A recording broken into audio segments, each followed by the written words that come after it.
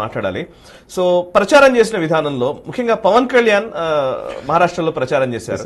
పవన్ కళ్యాణ్ ప్రచారం చేసిన అన్ని స్థానాల్లో విజయం సాధిస్తుందంట బీజేపీ అండ్ ద కూటమి.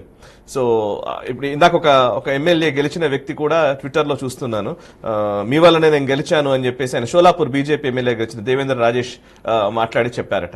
సో మీరు వచ్చి ప్రచారం చేయడం మాకు హెల్ప్ అయిందని ఆయన ఇచ్చిన బయట కూడా వచ్చింది. Actually basically Pavan Kalyan factor ఏమో ఒక వైపు ఉంది, ఇంకోవైపు ఏమో రేవంత్ రెడ్డి వెళ్ళి మహారాష్ట్రలో ప్రచారం చేశారట, అక్కడేమో అసలు గెలవలేదట. ముఖ్యంగా తెలుగు వాళ్ళు ఉన్న ఏరియాల్లో ఇంపాక్ట్ చేసిన అంశాల గురించి వాటి గురించి మనం మాట్లాడితే కనుక అండ్ సునీల్ కనుగోలు ఫ్యాక్టర్ గురించి మనం మాట్లాడాలి సార్. సునీల్ కనుగోలు హర్యానాలో ఆయన్నే ఎలక్షన్ కి సంబంధించి ఆయన స్ట్రాటజిస్ట్ గా ఉన్నారట అండ్ ఈవెన్ మహారాష్ట్రలో కూడా పనిచేశారు. కర్ణాటక తెలంగాణలో ఆయన ఇంపాక్ట్ చేశారు, ఆయన ఫలితాలు తీసుకురాగలిగారు. బట్ హర్యానా అండ్ మహారాష్ట్రలో చేయలేకపోయారు. ఈవెన్ కేసీ వేణుగోపాల్, మీ కేరళకు సంబంధించినటువంటి KC Venugopal most crucial man in Congress core team అంటారు. రాహుల్ గాంధీ క్లోజ్ ఎయిడ్స్ లో ఆయన ఒకడు అని చెప్పేసి చెప్తూ ఉంటారు. బట్ కేసీ వేణుగోపాల్ అసలు ఎక్కడ అడుగు పెడితే అక్కడ కాంగ్రెస్ ఓడిపోయినట్టుగానే కనబడుతోంది. ఎందుకు ఆయన కంటిన్యూ చేస్తున్నారనే క్వశ్చన్. సో ఈ ఫ్యాక్టర్స్ గురించి చెప్తారా? పవన్ కళ్యాణ్ తో ఫస్ట్ స్టార్ట్ చేద్దాం. పవన్ కళ్యాణ్ గారు డెఫినెట్ ఆయన ఇన్ఫ్లుయెన్స్ తెలంగాణ ఆంధ్ర కన్నా బయట కూడా ఉంది సాయి గారు. దీనికన్నా ముందు సనాతని మా స్టేట్ లో కేరళలో చాలా పెద్ద ఫాలోయింగ్ ఉంది ఆయనకి. ఆయన సినిమాలు మా విలేజ్ లో రిలీజ్ అవుతుంది, మా విలేజ్ లో రిలీజ్ అవుతుంది, అది డబ్ చేసి మలయాళంలో రిలీజ్ చేస్తారు అక్కడ. ఇన్ఫాక్ట్ కమ్యూనిస్ట్ వాళ్ళది అన్నిటికంటే పెద్ద సోషల్ మీడియా గ్రూప్ ఉంది ఒకటి, అది పోరాళి షాజీ అని చెప్పేసి. Communist party of India Marxist వాళ్ళది ఒఫిషియల్ అని చెప్పొచ్చు, కానీ ఆల్మోస్ట్ అన్అఫిషియల్ గ్రూప్, చాలా పెద్ద గ్రూప్ అది. దాని ప్రొఫైల్ పిక్చర్ పవన్ కళ్యాణ్. ఓహో. సో ఆలోచి ఆయన pull is outside even today. You can do Facebook. ఇది ఇంట్రెస్టింగ్ మరి. యాక్చువల్లీ ఇంతకు ముందంటే పర్వాలేదు, బట్ మరి సనాతని లైన్ తీసుకున్న తర్వాత కూడా ఉందంటే అది అంటే ఈస్ ఫాలోయింగ్ గోస్ బియాండ్. అదే నేను మళ్ళీ చెప్తున్నాను, following goes beyond Telangana and Andhra. తమిళనాడులో కూడా ఉంది. మీకు గుర్తుంటుంది సాయి గారు, సనాతన ధర్మ గురించి మన స్టాలిన్ కొడుకు మాట్లాడినప్పుడు అంతా వార్నింగ్ ఇచ్చింది పవన్ కళ్యాణ్. కానీ పవన్ కళ్యాణ్ వ్యతిరేకంగా వీరెవరు మాట్లాడలేదు. భయం ఉంది వాళ్ళకి. పవన్ కళ్యాణ్ తో భయం కాదు, పవన్ కళ్యాణ్ సపోర్టర్స్ ఏం చేస్తారని భయం ఉంటుంది. కల్ట్ కదా పవన్ కళ్యాణ్ ఫ్యాన్స్ తక్కువ ఉంటారు. పవన్ కళ్యాణ్ కి కల్ట్ లాగా ఉండే వాళ్ళకి పిచ్చి పట్టేస్తే ఏం చేసి చెప్పలేము, థియేటర్లు తగలు పెట్టేస్తారు వాళ్ళు. అది ప్రాబ్లం వీళ్ళకి, చాలా భయం. ఎందుకంటే మూవీ కదా, end of the day it's movie business. So Maharashtra కూడా మనకు తెలుసు చాలా మటుకు, మన నిజామాబాద్ వైపు నుంచి కానివ్వండి, ఆదిలాబాద్ వైపు నుంచి లాట్ ఆఫ్ బార్డర్ డిస్ట్రిక్ట్లో మన అక్కడ మరాఠీ వాళ్ళు ఇక్కడ ఉన్నారు, మన తెలుగు వాళ్ళు అక్కడ ఉంటారు.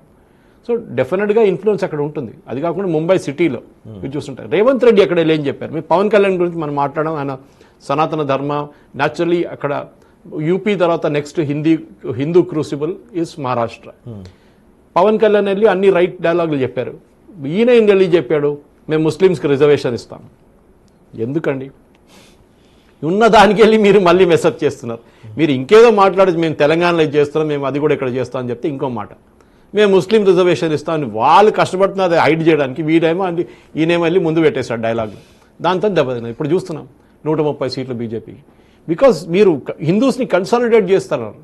మీరు ఎంత ముస్లిమ్స్ని మీరు మీ పక్కన తీసుకుంటున్నారో, మీరు వాళ్ళే ఇంపార్టెంట్ చెప్పుకుంటారో, హిందువులు మీ దగ్గర నుంచి జరిగిపోతున్నారు. అది వీళ్ళు మర్చిపోతున్నారు.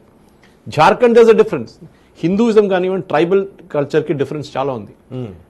ఇప్పుడు మన అరకు వైపు వెళ్తే కానివ్వండి, మన నల్లమల వైపు డిఫరెంట్ కల్చర్, వాళ్ళ ట్రైబల్ కల్చర్ డిఫరెంట్ ఉంటుంది. వాళ్ళ నీడ్స్ కానీ వాళ్ళ ఆస్పిరేషన్స్ డిఫరెంట్ ఉంటాయి. కానీ పవన్ కళ్యాణ్ అది మీరు చెప్పారు, రేవంత్ రెడ్డి అని చెప్పారు. అది కాకుండా మన ఉత్తమ్ కుమార్ రెడ్డి కూడా ఇన్ఛార్జ్గా ఉన్నారు. ఏం చేశారు? See the problem, KC Vikramarka Jharkhand లో ఉన్నాడు, సో ఆయనకు క్రెడిట్ వచ్చేసింది. కేసీ వేణుగోపాల్ గురించి చెప్పారు సాయి గారు. చాలా క్రూషియల్ పోస్ట్ అది, ఆర్గనైజింగ్ సెక్రటరీ. ఎందుకంటే ఒక టైంలో Sonia Gandhi right hand man ఉన్న అహ్మద్ పటేల్ క్రైసిస్ మేనేజ్మెంట్లో నంబర్ 1. సోనియా గాంధీ కానీ ఇందిరాగాంధీ టైం నుంచి మీరు చూసుకుంటూ వస్తే యాజ్ అ బ్యూరోక్రాట్ ఉన్న పీసీ అలెగ్జాండర్ ఉన్నారు, పీసీ జార్జ్, ఇంకో జార్జ్ అని చెప్పి ఆజాద్. ఎట్లా అయిపోయిందంటే వీళ్ళది ఒక కల్చర్ క్రియేట్ చేసుకున్నారు వాళ్ళు. పవర్ఫుల్ మనిషి గేట్ బయట కూర్చుంటాడు, అంటే గేట్ అంటే వాళ్ళ డోర్ బయట కూర్చుంటాడు. ఎవరు లోపల వెళ్ళాలంటే ఫస్ట్ వాళ్ళని కలవాలి. అపాయింట్మెంట్ తీసుకుంటే కూడా అహ్మద్ పటేల్ క్లియర్ చేయాలి. అహ్మద్ పటేల్గా డైలాగ్ లాస్ట్ ఒక టైటిల్ కూడా వచ్చింది, మిస్టర్ 10% అని. లోపలికి వెళ్ళడానికి 10% ఏం చేస్తున్నావు, దానికి 10% నాకు ఇవ్వాలని చెప్పేసి ఒఫిషియల్గా. దానికోసం ఖజాంచీలో 3 ఉన్నారు కాంగ్రెస్ పార్టీలో, డబ్బులు కంట్రోల్ చేసే 3 ఉన్నారు. మోతీలాల్ వోరా, ఆస్కర్ ఫెర్నాండెస్, అహ్మద్ పటేల్. అహ్మద్ పటేల్, ఎస్. వీళ్ళు ముగ్గురు దగ్గరే కాంగ్రెస్ పార్టీ డబ్బులు ఎక్కడుంది, ఏ రాష్ట్రంలో పెట్టారు, రాష్ట్రం అని చెప్తున్నాను నేను, స్టేట్ కాదు, ఎక్కడో బయట ఎక్కడ పెట్టారో, ఎక్కడ ఉంది డబ్బులు, ఏ అకౌంట్లో పెట్టారో మొత్తం వీళ్ళ డీటెయిల్స్ ఉంది. వీళ్ళు ముగ్గురు ఇప్పుడు లేరు సాయి గారు. కంట్రోల్ చేస్తుంది కేసీ వేణుగోపాల్ అంటే వాళ్ళు. హూజ్ అ నోబడీ ఇన్ కేరళలో ఆయన ఎంత పట్టించుకోరు. ఇప్పుడు బికాజ్ ఆర్గనైజింగ్ సెక్రటరీ కొంచెం వాల్యూ ఇస్తారు, కానీ అదర్వైజ్ ఆలపూడ నుంచి ఈజ్ జస్ట్ అన్ ఎంపీ. దానికన్నా ముందు గెలవలేకపోతే రాజస్థాన్ నుంచి రాజ్యసభ ఎంపీగా గెలుచున్నాడు. సో ఇట్లాంటి వాళ్ళు పెట్టుకున్నప్పుడు రాహుల్ గాంధీకి అట్లాంటి వాళ్ళు కావాలి సాయి గారు. అడ్డలి చంద్రబాబు నాయుడు గ్రేట్ అడ్వాంటేజ్. ఆయన when he was in Congress ఆ టైంలో ఫస్ట్ నేను ఒక యంగ్ రిపోర్టర్గా ఆయన వెళ్ళి కలిసాను నేను. అప్పుడు I was working with times of India, those days economic times of India. ఒక ఇంటర్వ్యూకి వెళ్ళాను సార్. ఆయన చాలా డల్ అప్పుడు, అసలు ఇంగ్లీష్ రాదు ఆయనకి, ఏ రాదు, తెలుగులో మాట్లాడతాడు. సరే నో ప్రాబ్లం, ఇంటర్వ్యూ మనం ట్రాన్స్లేట్ చేసుకుంటాం ఎట్లయినా. కానీ దాని తర్వాత transition of Chandrababu Naidu into leader was tremendous. SV Prasad మిగతా వాళ్ళని అందరినీ పెట్టుకున్నారు. అమేజింగ్ జర్నీ నిజానికి. ఆ పవర్ పాయింట్ ప్రెజెంటేషన్ బిల్ గేట్స్కి చేసేది.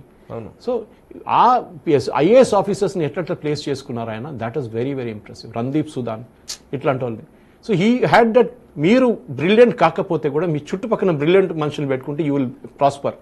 కానీ రాహుల్ గాంధీ భయం ఏంటంటే నాకన్నా బ్రిలియంట్ ఎవడైనా వస్తే నన్ను తినేస్తాడు కదా అని చెప్పేసి, బ్రిలియంట్ ఉండకూడదు. సో నాకన్నా డల్ ఉండదు. సో మేనేజ్మెంట్ ఫిలాసఫీ ఎప్పుడు చెప్తారు, keep great people around you. మీరు పర్సనల్గా కూడా మీరు అంత బ్రిలియంట్ కాకపోతే వాళ్ళు మిమ్మల్ని పైకి లేపుతారని. దానికోసం కాంగ్రెస్ కిందకు పడుతుంది సాయి గారు. బికాజ్ ఎస్ మెన్ కావాలి రాహుల్ గాంధీకి. ఏం చెప్తే గాడిదని చూపించి గుర్రం రా అంటే ఎస్ అంటారు వాళ్ళు. ఇది problem Congress. So they have to bring back old leadership. లేదు సాయి గారు, ఇప్పుడు ఎవరు లేరు. ఎవరున్నారు చెప్పండి కాంగ్రెస్లో న్యాచురల్. మీరు ఎందుకు ఇంత డైలాగ్ సాయి గారు?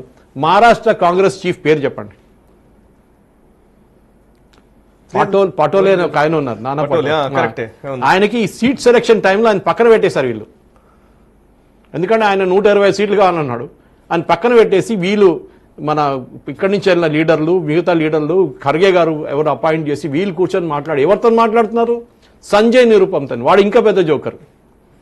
ఇవాళ కూడా చూశారు ఎలక్షన్ తర్వాత వచ్చి అది అన్ని ఎట్లా వస్తుంది ఓటు, ఇది అసలు కాదు, ప్రజలు ఏం వేస్తారు నాకు తెలుసు అండి.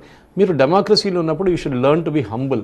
కరెక్ట్. ఓడిపోతే కూడా ఓడిపోయని చెప్పి హంబుల్ యాక్సెప్ట్ చేస్తారు. అండ్ ఇంకోటి, రాహుల్ గాంధీ ట్రాక్ రికార్డ్ చూసినా కూడా ఆయన ఈ రోజు మొన్న మధ్య వచ్చిన వాడేం కాదు. 2004లో ఎంపీ అయ్యారు ఫస్ట్ టైం. కరెక్ట్.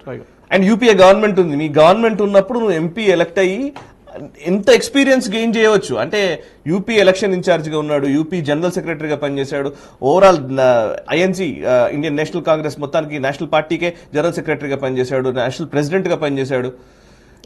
ఇంత ఎక్స్పీరియన్స్ ఉంది, చిన్నగా ఏం లేదు. ఇప్పుడు ప్రియాంక వాద్రా ఈ రోజు ఎంపీగా గెలవచ్చు, కానీ ప్రియాంక వాద్రా కూడా యూపీలో ఆమెను ప్రయోగం చేశారు, ఆమెకు జనరల్ సెక్రటరీ చేశారు, అన్ని ప్లేసుల్లో తింపారు. వీళ్ళిద్దరు ప్రజల్ని ఆకట్టుకోవడంలో విఫలం